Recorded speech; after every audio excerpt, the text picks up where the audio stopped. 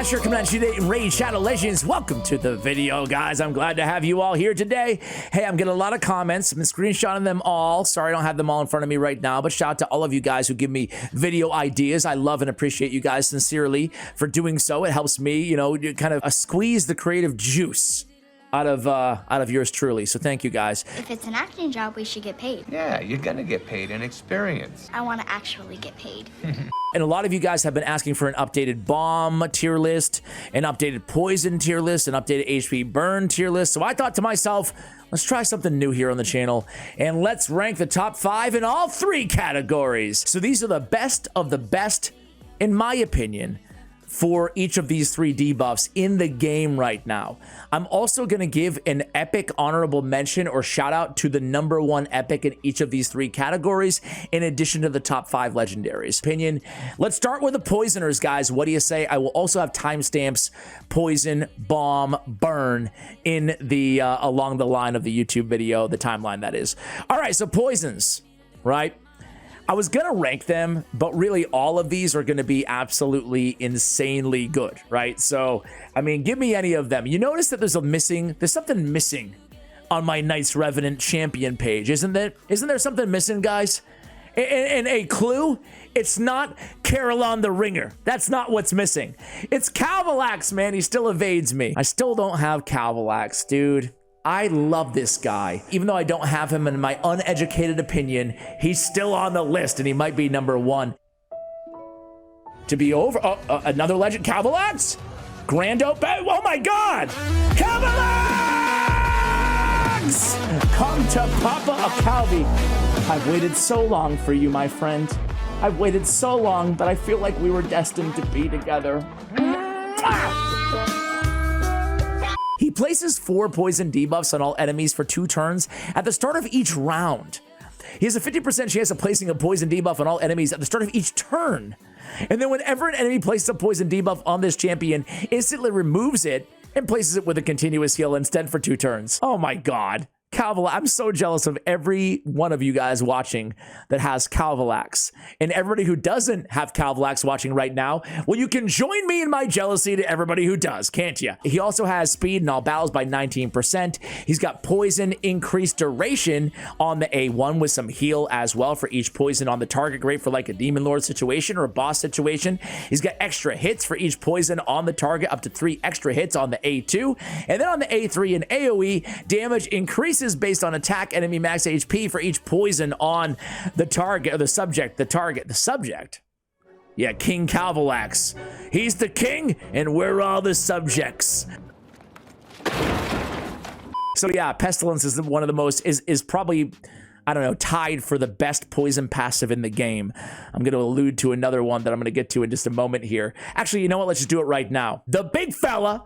I love this dude. I've been singing the praises of the big Euros Soul Cage for so long. He's the only Doom Tower hard champion personally that I love. You know, there's some that can be serviceable. I'm not trying to throw shade at all of them. However, most of them I would throw shade at.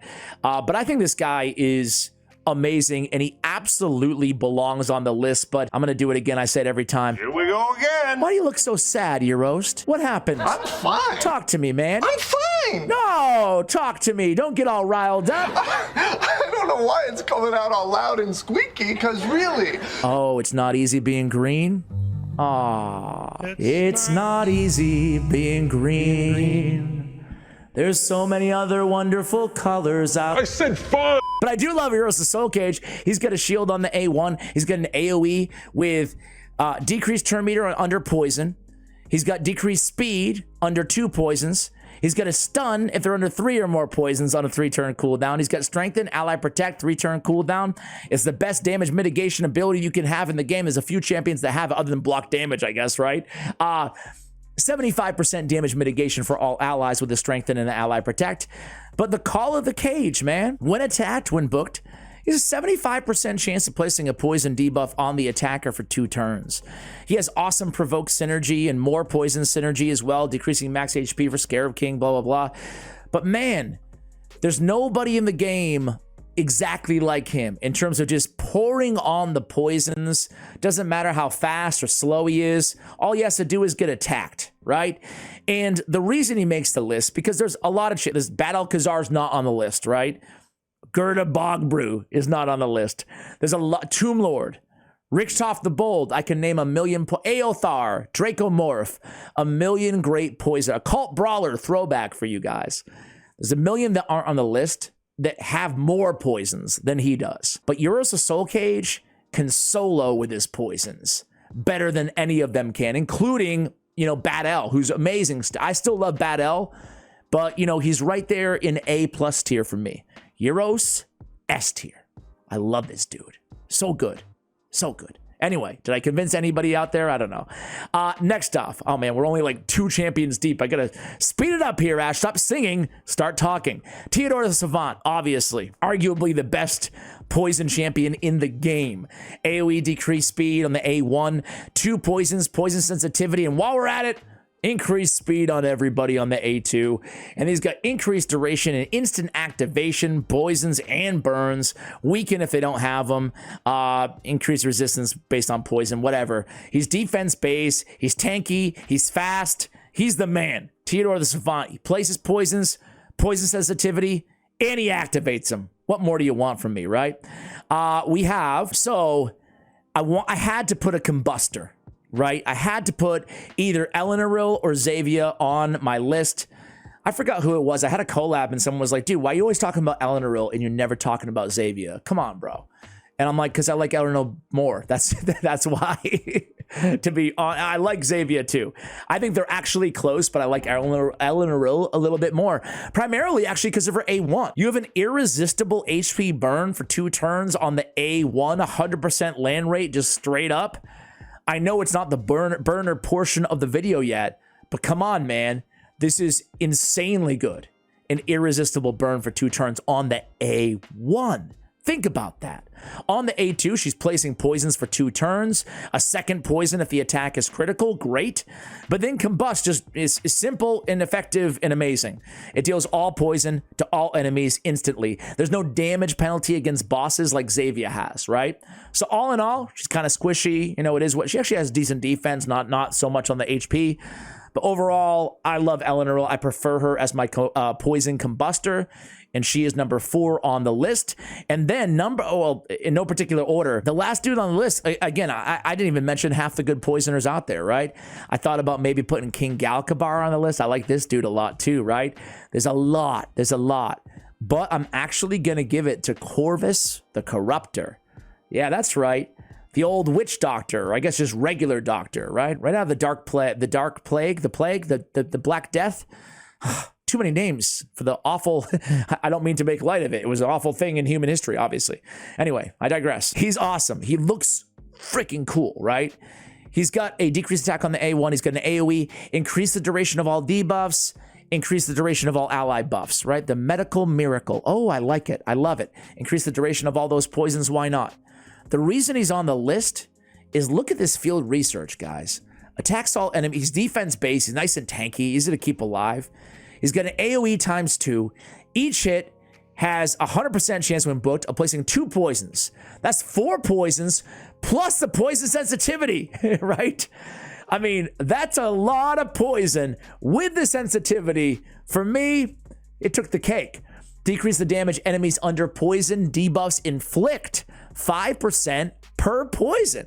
So 25% damage mitigation if they're under 5 poisons, which isn't a hard benchmark to get to. That's a really good damage mitigator.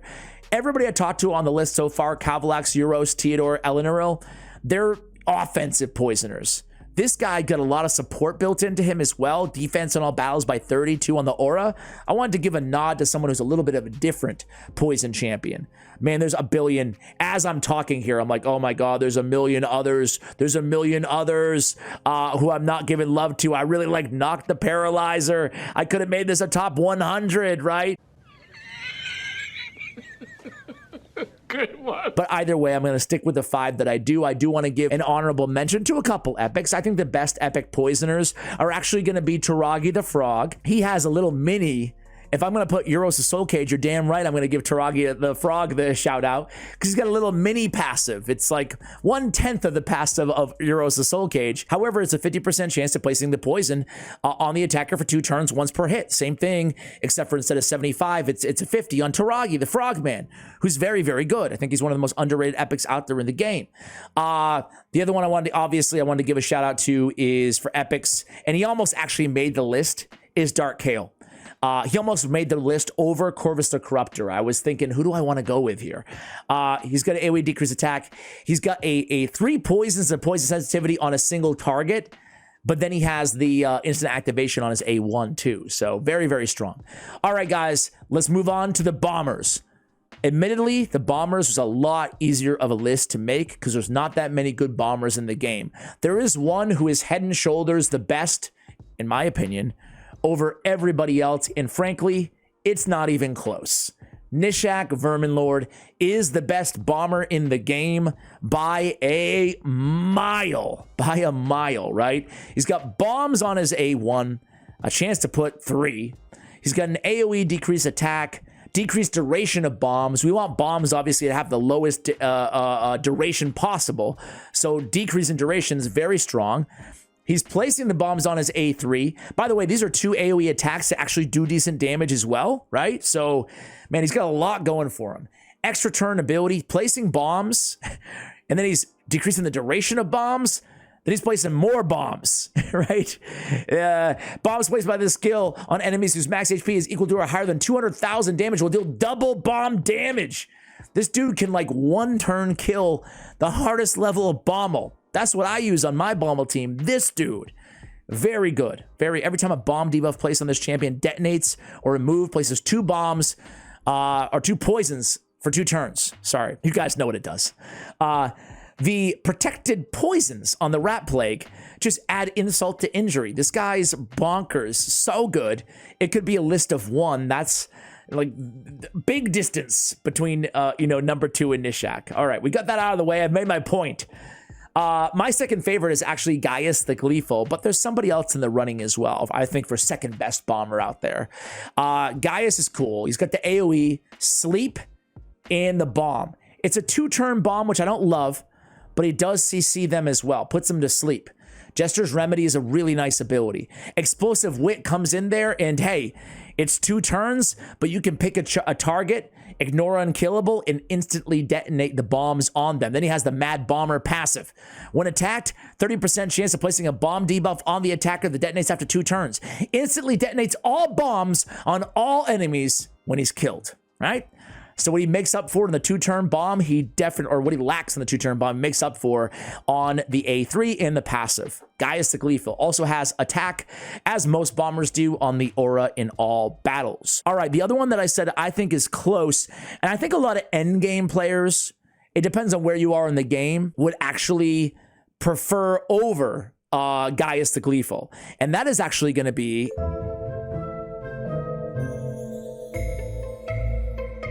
Here's Johnny. Astrolith, I know is used more in the endgame than Gaius the Gleeful is.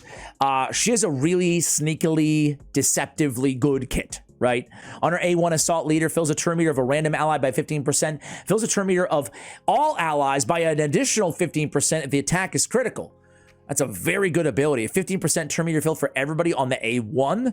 That's a really, really good turn meter filler. One of the better A1s out there, right? It's very unique and it's very powerful. Heart Rot attacks 1 enemy, places 2 bombs, 1 turn, can't be resisted. That's it. You want to kill a UDK, you want to kill somebody under a Stone Skin, she's Spirit Affinity, look no further than Heart Rot. Judgment exchanges HP with an enemy, blah, blah, blah, whatever. Speed in arena battles by 28% on a good arena lead as well. She's kind of a simple champion, but that A1, the A2, I think it's very, very good, right? It's 1 turn, can't be resisted. 2 bombs. All right. Number 3 is going to be an oldie but a goodie. He's an OG in the game, and it's Lord Shazar, the best arena, or one of the best, second best now in the game. 32% speed in arena battles. Very good. He's got the extra turn ability where he gets an increased attack. He also has a block debuffs on this champion, which is nice. But the increased attack is going to get more damage out of his bombs. He has an AoE, a pretty hard-hitting AoE. 100% chance of placing 2 bomb debuffs to detonate after 2 turns. Decreases detonation by 1 turn if the attack is critical. That's very important. So the extra turn mechanic, the self-buffing, and he goes in there with a cruel fate, right? I think he's actually, and he has a hard-hitting A1 that hits for 3 times as well. I think he's still pretty good. He's a little niche in the game, but he's still a pretty good champion. And I can't believe I'm doing this, but we're going to give the 5th spot to War Mother. War Mother has gotten hate since day 1 in this game. She's an old school champion in the game, and people hate on her, but she's not that bad. I mean, bombs just aren't super meta, right? Attacks all enemies, instantly detonates all bomb debuffs if this champion is under an increased attack buff. Honestly, every bomb champion is going to be under an increased attack buff. It's the most essential buff for a bomber. So 9 times out of 10, she's going to be under that. She has instant detonation on all bombs. That's very powerful, right? On the A2, attacks all enemies, 2 bombs that detonates after 2 turns. Bomb damage increases by double against bosses. 3-turn cooldown. I mean, listen, if you're looking for an AoE bomber, War Mother's got you covered. It's not that bad of a kit, right? And she hits pretty hard too on both of these AoE attacks, right? So I think she's a little underrated. I can't believe I'm saying this. I think War Mother's actually a little underrated. It's just that bombs, again, are just kind of in a tough spot in the meta. So Nishak, Gaius, Lord Shazar, Astrolith, War Mother, who's going to be our epic shout out? It's actually going to be an epic dwarf, kind of new to the game. And it's going to be, is it Isabel? Yes, it is Isabel. Sorry. I was thinking Fire Gun, not Isabel. Fire Gun, right? She's got the attack 1 enemy 2 times. First hit, placing 2 bombs that detonate after 2 turns. Second hit has a chance, 70% chance when booked, of applying a debuff spread, taking 1 bomb, placing it on everybody. All bomb debuffs placed by this skill on enemies whose max HP deals 50% more damage, right? It's not a bad ability at all. You know, very nice. I love that she can spread it as well. She's formidable. I don't think she can solo Bommel 90 hard, but she can definitely solo lower levels of Bommel. But maybe I'm wrong there too. Maybe she can. I just haven't seen it done, but maybe she can. All right, burners, guys, burners. Now, this was the most difficult out of every category because burn is in. When I started playing this game, it was all about poison. Burn was very niche, almost not used, right? A little bit in Spider, that was it. Now, though, it's the most important damage-dealing debuff in the game, I would argue. So essential against so many bosses. I'm going to cover my favorite and most wanted first, and then we can go from there. And Sulfurion. Sulfurion is my favorite and most wanted. I don't have this dude, but he's exceptionally good. He's probably the most used bomber, but if you will have him, I guess, right? I don't know. Show me the money. Anyway, what does he do? He revives, first of all. He revives with an extra turn on a 5-turn cooldown. That's a great start from a burner. Fills a turn meter of all allies by 5% for each HP burn placed. Whenever a burn is activated, heals all allies by 5% of their max HP. Whenever a burn is activated on Tainted Scavenge, Spiderlings heals all allies by 1% of their max HP. Whenever a burn is removed from an enemy, places a decreased resistance on that enemy. Whenever an ally is killed by an enemy under a burn, fills all champions' turn meters by 20%, increases champions' speed by 7 for each active HP burn debuff. What? That's crazy, man. We get like insane value out of this passive. I mean, there's a lot to it, but it's very good. And then we place a burn on all enemies for 3 turns on a 3-turn cooldown, instantly activates burns on all enemies and a shield equal to the damage inflicted by the burn. Wow. This guy is insane, man. Fills a turn meter of all allies except this champion by 10% when attacking a target under burn on his A1. Yeah, he's definitely the best. I wish I had that guy. All right, let's talk about the other 4, though. This is tough. There's a lot of good burners out there. But you guys know my love for Artak. Probably compared to Sulfurion, a champion that a few more of you guys have, right? He's got an AoE on every ability, right? Every ability. And every ability is doing something with burns, right? Even his Burning Blood. It's in the name. Burning Blood. It's in the name. He's got an AoE. has a chance to extend duration of burns on the A1. On the A2, we're instantly activating burns. On the A3, we're placing the burns. He's all about burns. Burn, baby, burn. Burn, burn, burn, burn, burn, burn, baby, burn. Do, do, do, do, do, do, do. Sorry about that. All right, didn't I say I wasn't gonna sing again in the video? All right, next up, guys, is gonna be Sissia Flametongue. Sissia. Newsflash, guys, everybody on this list except for one can place burns and activate burns, because that's going to be the differentiator, right? With so many great burners in the game, heck, Tyrant, Ixlamore, I mean, I could go on and on and on. There's a lot of good burners. Crypt King Goral, Supreme Golek, Tila Gormain. So to make the list of the top 5, you better be placing them and instantly activating them. Ignatius, I can go on and on. Sissia does both. She places a burn for 3 turns. If it goes on everybody, we get another turn where we come back in and we activate said burns. She places burns, she activates burns. There we go. What more do you want, right? And look at those wings too. Whoa. Probably the best wings in the, you guys think the best wings in the game right there? Strong Case. I don't think she'd be my number 1, but she's right up there. Top 3 wings. Here we go. I'll make that video happen maybe someday. Maybe like April Fools or something. I'll do the wing video. We have Artak, Sissia, Sophirian. I'm going to give you the one that I put on the list. Probably the one that nobody is going to see coming here. That doesn't have activation. And it's actually going to be Temesia. That's right, Temesia. Not a champion that I hear people talk about a lot. But I think she has, aside from activation, which is a big aside to be fair, I don't think anybody has a better burn ability than Cunning Chaos. 3-turn cooldown, attacks all enemies.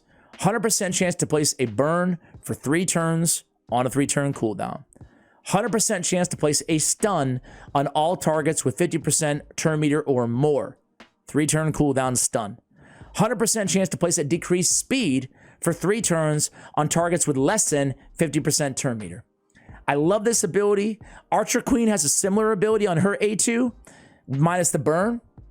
But having the stun or decreased speed gives her the flexibility to stun against waves or place a decreased speed against, you know, a Hydra boss, for example, right? Those who can't be stunned. You can stun champions in the arena, whatever. And she's also burning for 3 turns, which is great. A 3-turn burn on a 3-turn cooldown is fantastic because it allows other champions like a Sissia or an Artak or whomever to go in and instantly activate, and you still have 2 turns left. You can get back to this ability pretty quickly and reapply, right? She also deals a lot of damage on Burning Regret. Get it? Burning, right? It's in the name.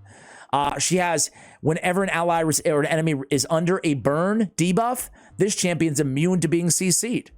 Whenever an ally receives a freeze, has a 50% chance of replacing it with a burn. Can't be blocked or removed, which is nice. Who cares about a burn on an ally? A freeze on an ally, that's an issue. This inner heat is very good. As I was saying, on Burning Regret, damage increased by 40% for HP burn active in the battle. Up to 400% extra damage. So yeah, I stand by that. After reading her kit, I'm like, yeah, you're damn right, Ash. She belongs on there. You know who I'm going to include last if you know anything about me and this channel. Walking Tombdrang. He's the best, man. He's the best. This dude just took Ignatius and he said, step aside, big fella, because I got everything you got, but a lot more. What he's missing is a Provoke and an AoE, to be fair, compared to Ignatius. But previous to him, Walking Tombdrang, Ignatius was the only champion out there in the game that had an irresistible burn. A lot of the burn targets in this game have very, very high resist. So you don't have to even worry about accuracy. Like the Frostbiter, for example. You don't have to worry about accuracy. He comes in and he places a burn on a 3-turn cooldown for 2 turns. It can't be resisted. On his A1, attacks one enemy 2 times. Not a 20% chance to instantly activate. Not a 40%, not an 80%. 100% chance to instantly activate any HP burns on the target after attacking. And that cannot be resisted on the A1. I remember when I first got him, it was not very clear to me that this couldn't be resisted. You know, like it doesn't say the activation can't be resisted. There's nothing to let you know that at all in this ability, but it can't.